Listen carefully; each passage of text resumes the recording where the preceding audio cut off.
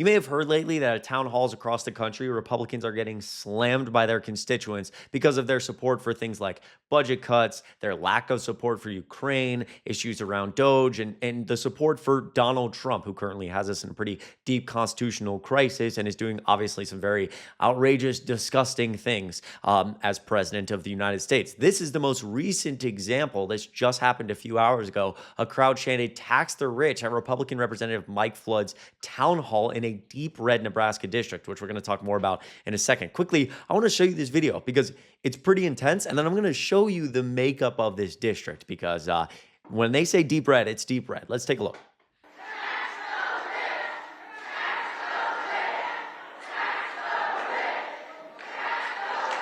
Okay, let's talk about this. Let's talk about this. So your proposal to solve this is to tax the rich. So you hear there, the last part's pretty impressive. He says, "Is this really your solution?" And that is in reference to a woman standing up and telling Mike Flood, "I have family members with breast cancer, and the cuts that you're supporting, the cuts that Donald Trump has done to NIH, the NIH funding, a lot of that goes to research around breast cancer." And this individual, Mike Flood, has been supportive of that. And so she said, it's terrible. It's a horrible thing. She talked about her experiences with her family members, affected by breast cancer, and people started chanting "tax the rich" to essentially, he said, "How are we going to fix the budget?" And again, they said "tax the rich," which they would be correct. Now let's look at this Nebraska district and the makeup here. This is Nebraska's first district.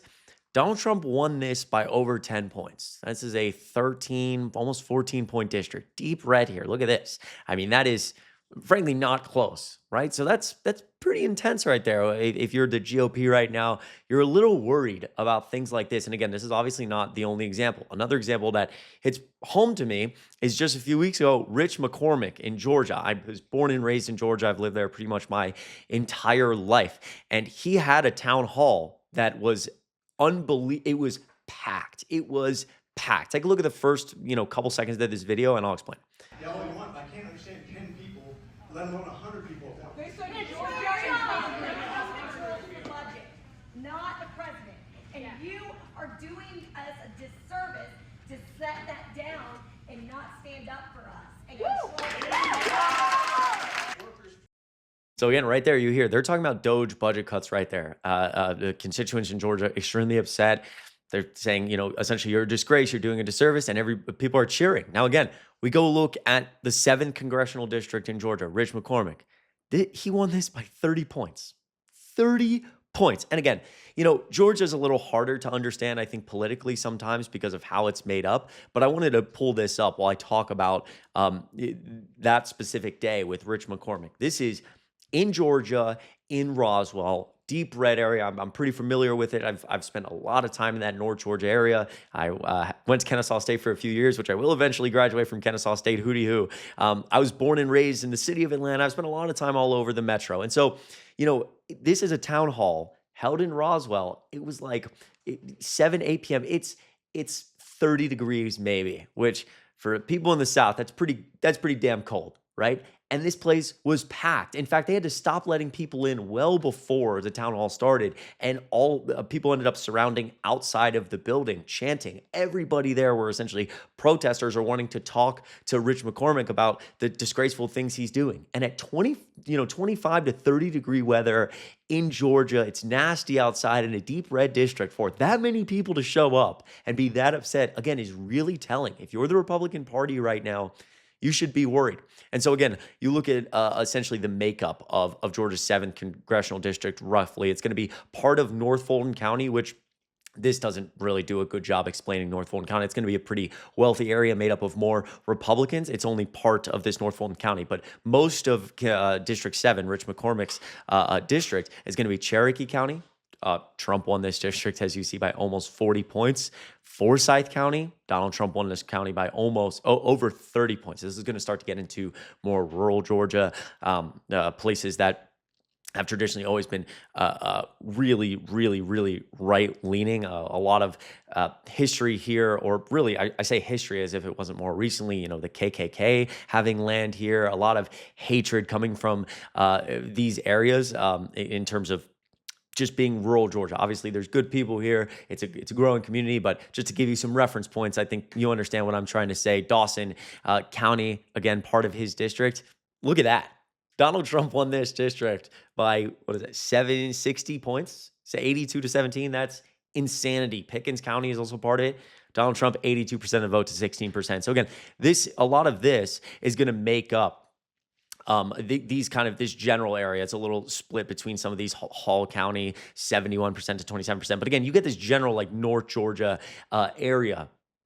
It's deep. It's a deep red area. And so again, for this to be happening around the country the way it is it should be very concerning to somebody like Rich McCormick. Again, this is actually the perfect breakdown of the same area that I was just talking about, this Forsyth County where he's winning against the Democrat handily, Cherokee County, Dawson County, Lumpkin County, and Hall County. So I might have included an extra county over here on accident that's actually not a part of his district. But again, you get the idea.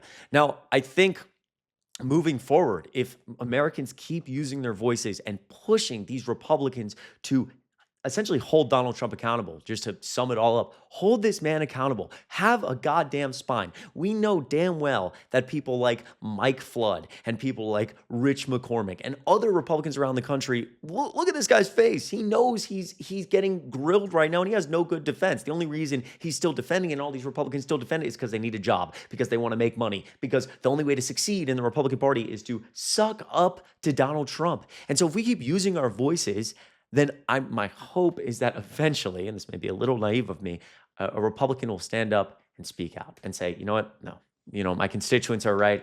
I'm going to back away from some of this Trump stuff. Put pressure on Trump, especially when these individuals are in Congress, right? Put pressure from the constituents directly onto these people, start to separate the Republican Party, and you never know what happens after that. Again, a little bit naive to think, considering that it's been so many years of Republicans having no spine, but again, one day at a time. I think it's really, really great that Americans in bad weather and cold weather, whatever needs to be done, showing up, waiting, and talking to the representatives. It's incredibly important. Listen, I'll leave the video there. I really, really appreciate everybody tuning in and being here. It truly means the world. If you want to subscribe down below, it goes a super long way, and click like on the video.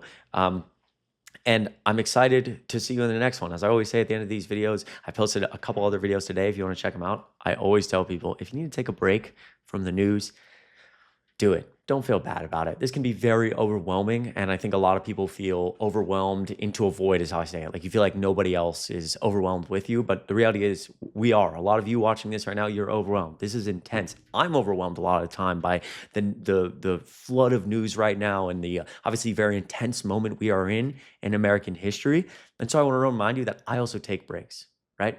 And it's hard for me to take breaks, but I'm asking you to take a break just for a little bit this week. Go do something fun. You deserve it. See family, see friends, give people hugs, because you don't deserve sometimes you got to take care of your mental health. You don't deserve to always hear all this nonsense.